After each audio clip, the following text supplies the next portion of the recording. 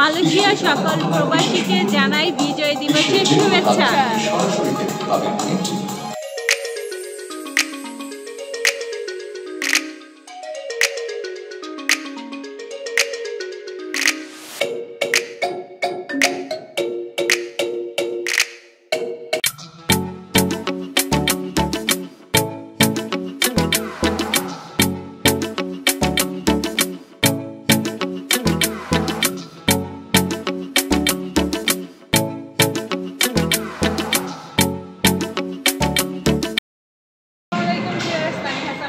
Malaysia থেকে চলে আসলাম আবারও মেলায়।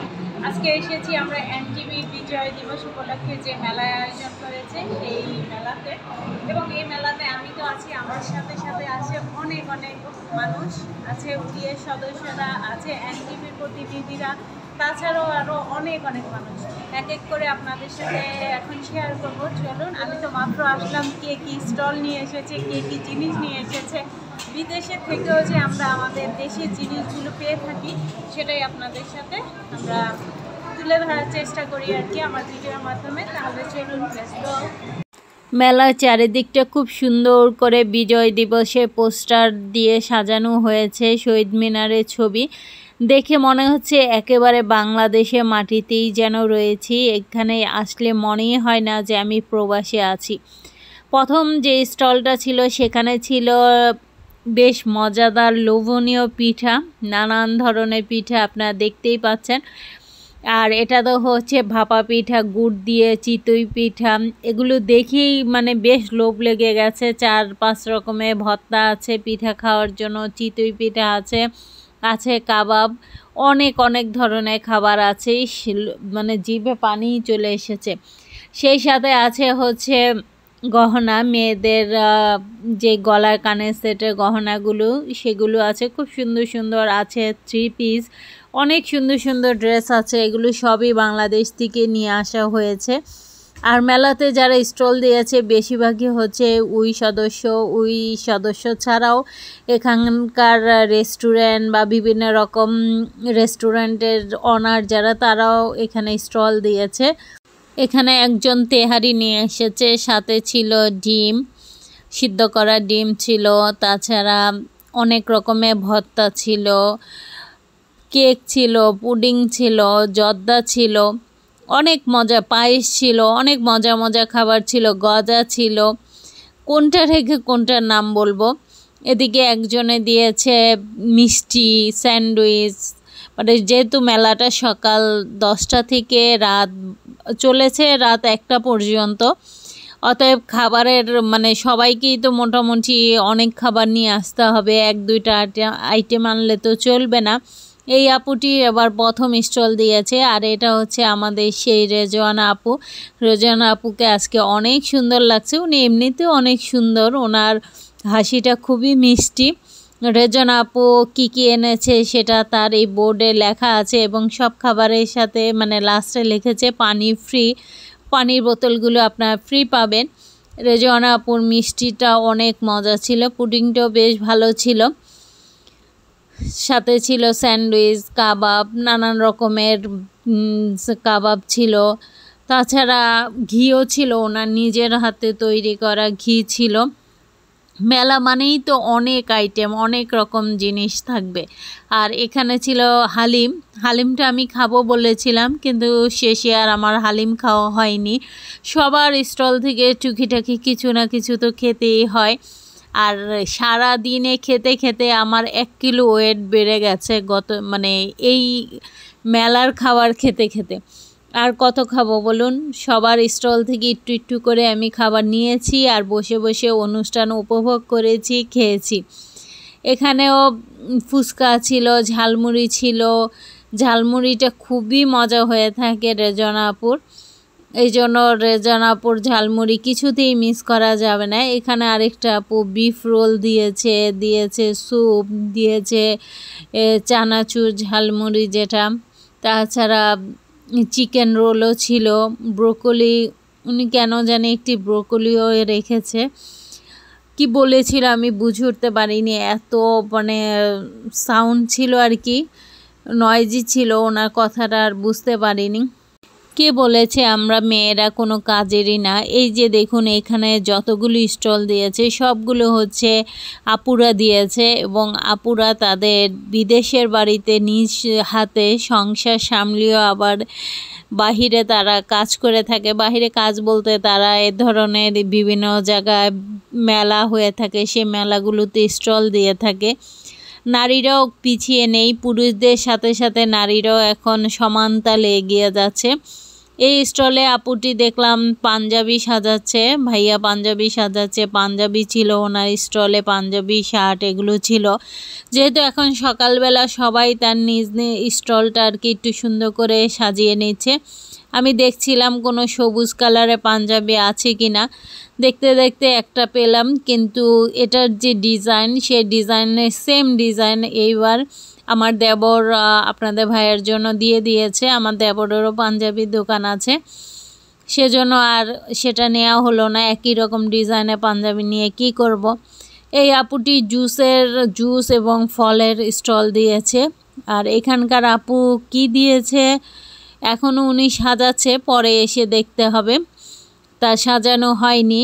আর এখানে যে আপুটি উনিও ড্রিঙ্কসের দোকান দিয়েছে, এটাও জুসের একটি দোকান, সেই সাথে মোমো ছিল। আর একে তো আপনারা দেখেই থাকবেন, আমার ভিডিওতে আগেও দেখেছেন। এ হচ্ছে মিতু, তা ওর সাথে ওর শাশুড়ি দাঁড়িয়ে আছে, তিনি বাংলাদেশ থেকে এসেছেন। তা মিতু আর ইরফানকে আপনারা যারা আমার ভিডিও দেখে থাকবেন, আমি আগেও মিতু আর ইরফানকে অনেকবার দেখিয়েছি, ওদেরও আমার মতো ইউটিউবে চ্যানেল আছে। আর এখানে স্টলগুলোতে এখনও মানে লোক আসেনি, তাদের খাবার নিয়ে তারা এখনও এসে পৌঁছায়নি। চলুন এখন আমরা স্টেজটা একটু ঘুরে আসি যেখানে অনুষ্ঠান হবে। এই যে সেই স্টেজ, এখানে কিছুক্ষণ পরেই অনুষ্ঠান শুরু হবে, এনটিভির অনুষ্ঠান। তার আগে আমি একটু ফটোশ্যুট করে নেই, ভিডিও করে নেই, কারণ যখন লোকজন সবাই চলে আসবে তখন আর এত ভিডিও করা যাবে না, অনেক ব্যস্ত থাকবো, আমরাও ব্যস্ত থাকবো। সেজন্য আগে একটু ভিডিও করে নিলাম, ফটোশ্যুট করে নিলাম আমি আর ইমতিয়াজের মাথার যেই ব্যান্ডটা সেটা লুজ হয়ে গেছে, আমি আবার তাকে একটু টাইট করে দিলাম আর একটু ছবি তুলে নিলাম। অনুষ্ঠানের শুরুতেই ছিল ছোট ছোট বাচ্চাদের চিত্রাঙ্কন প্রতিযোগিতা। এখানে ছোট সমস্ত বাচ্চারা প্রতিযোগিতা অংশগ্রহণ করেছে, আমাদের ইমতিয়াজও করেছে, যে যেটা পারে সেটাই আঁকবে। ইমতিয়াজ এঁকেছে স্মৃতিসৌধ, সে কয়েকদিন ধরেই স্মৃতিসৌধ প্র্যাকটিস করেছে এবং খুব সুন্দর করে মাশাআল্লাহ সে স্মৃতিসৌধ মানে চিত্র অঙ্কন করেছে, কালারও করেছে। তা যে বাচ্চাদের দিয়েই অনুষ্ঠান শুরু করা হয়েছে। বাচ্চাদের ছবি আঁকার পরে আবৃত্তি হবে, নাচ হবে, গান হবে এবং সব শেষে থাকবে, অনুষ্ঠানের শেষে থাকবে বাংলাদেশ থেকে আগত নায়ক জায়েদ খানের নাচ এবং ডিগবাজি। জায়েদ খানের নাচ এবং ডিগবাজি দেখার জন্য আমার ভিডিওটা শেষ পর্যন্ত আপনারা প্লিজ দেখবেন। এখন চলুন ছোট ছোট বাচ্চাদের নাচ দেখে আসি।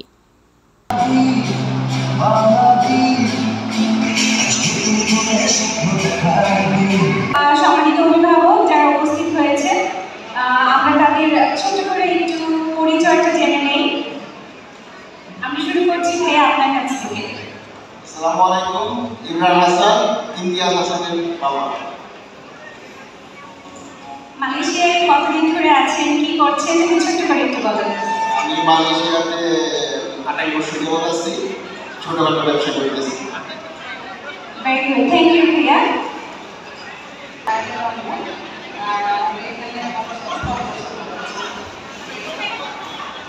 আসসালামু আলাইকুম, আমি তানি হাসান, একজন ইউটিউবার, মালয়েশিয়ায় আছি।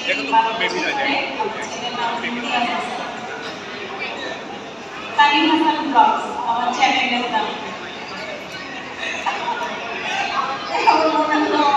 এখনো হচ্ছে গার্জিয়ানদের মানে পিতামাতাদের একটি, এখানে যে দর্শকরা এসেছে তাদের মাঝ থেকে একটা কম্পিটিশন ছিল, যে সকল বাচ্চারা ছবি এঁকেছে বা তাদেরও বাহিরে যারা হাজব্যান্ড ওয়াইফ আছে এই প্রতিযোগিতায় অংশগ্রহণ করতে পারে।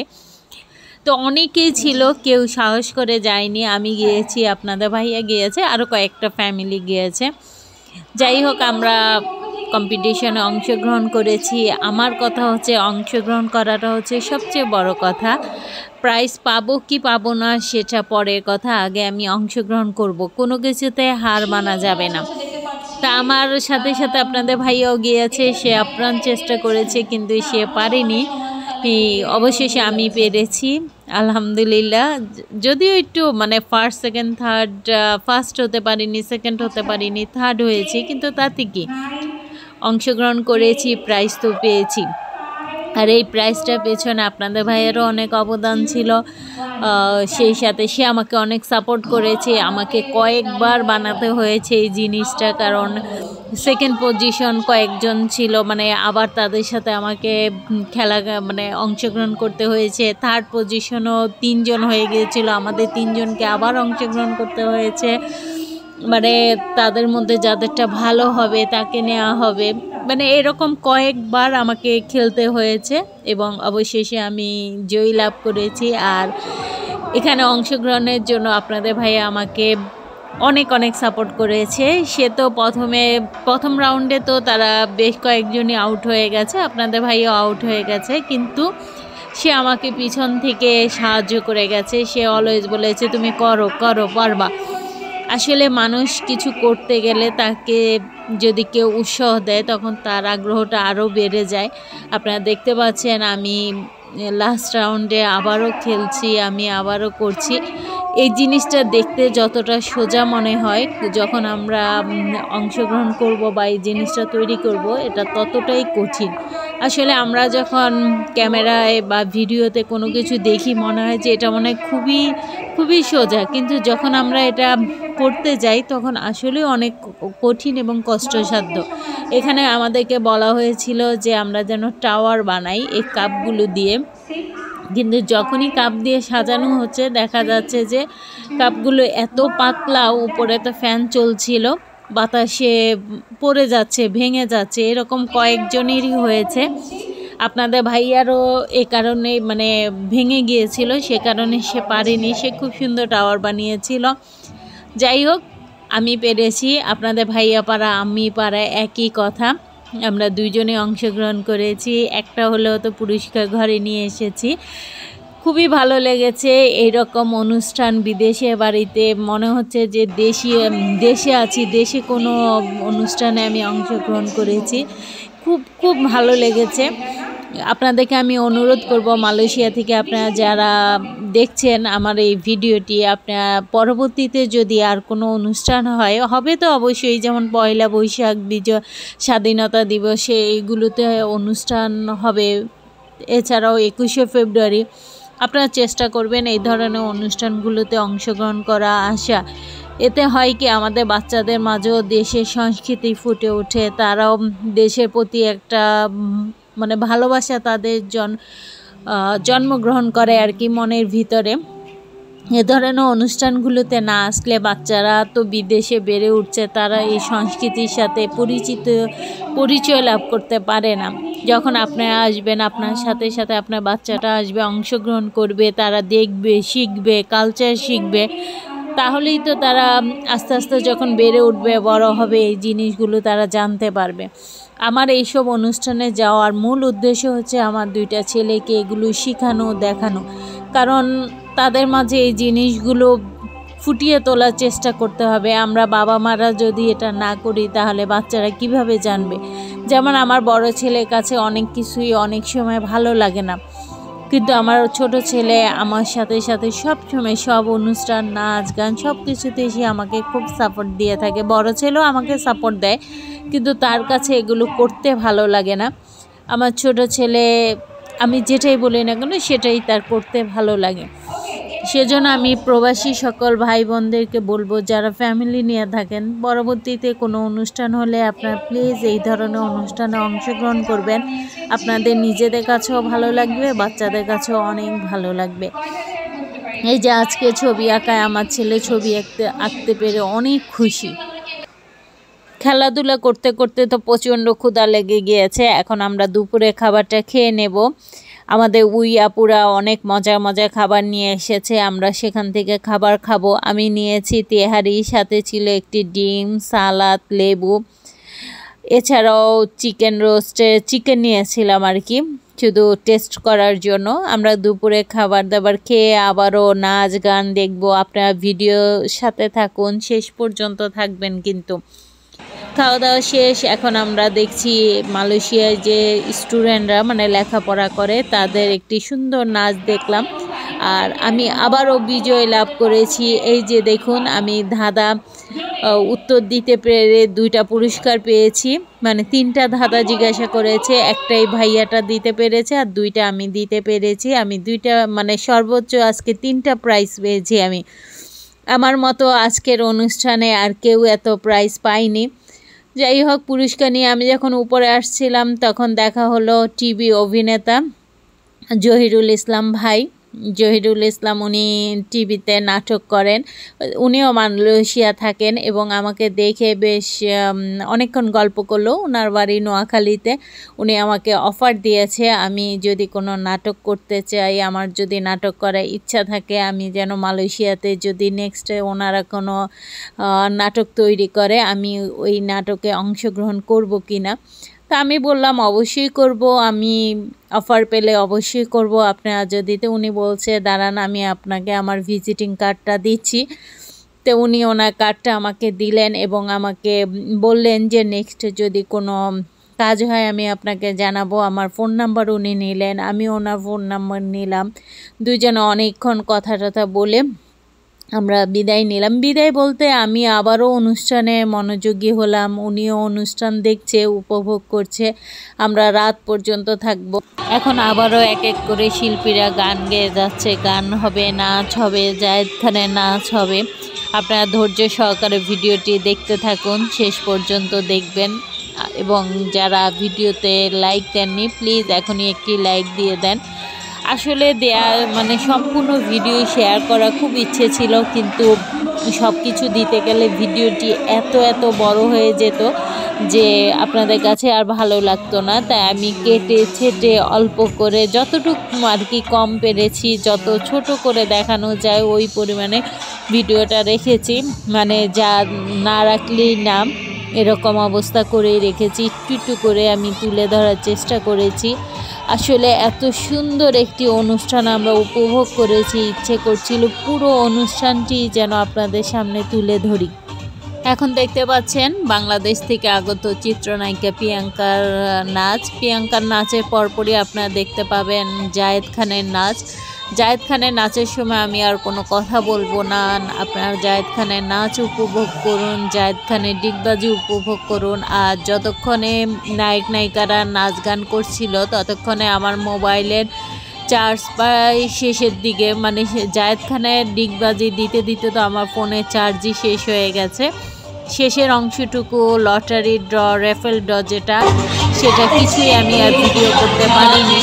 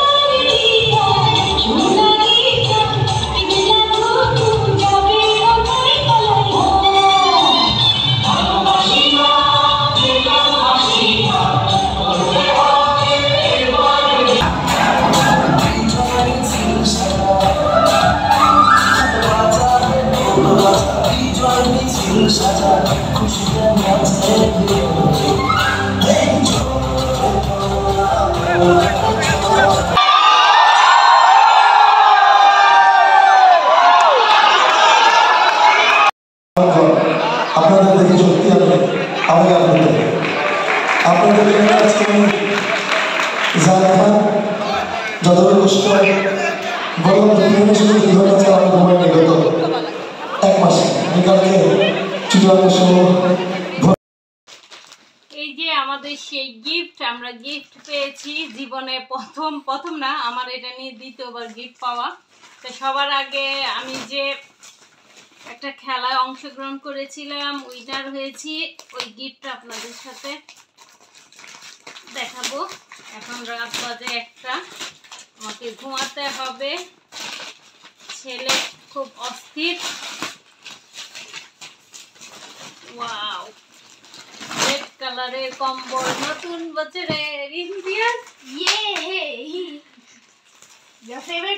হ্যাঁ, আমার ফেভারিট কালার রেড। কি সুন্দর রেড কালার একটা কম্বল, খুবই সুন্দর, খুবই সুন্দর। এটা আপনাদের ভাইয়াকে দিয়ে দিতে হবে। আপনাদের ভাইয়ের জন্য আসলে আমি 3rd হইতে পারছিলাম, না হলে আমাকে বাতিল করে দিত। যাই হোক, আমি আর আপনাদের ভাই এটা উদ্বোধন করব নতুন বছরে।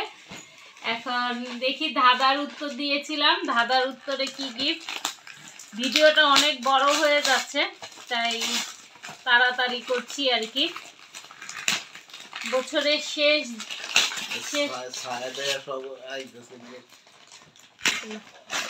বছরের শেষের দিকে এসে গিফট পেলাম।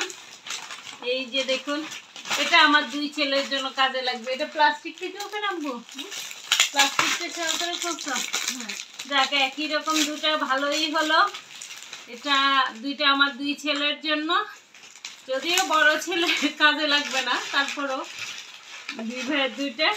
আর সেই সাথে হচ্ছে কম্বলটা। আজকের মতো ভিডিওটা এখানেই রাখছি। ভিডিওটা অনেক বড় হয়ে গেছে, আপনারা একটু ধৈর্য সহকারে দেখবেন এবং আমার গিফটগুলো কেমন হয়েছে অবশ্যই জানাবেন। সবাইকে শুভরাত্রি জানিয়ে আল্লাহ হাফেজ।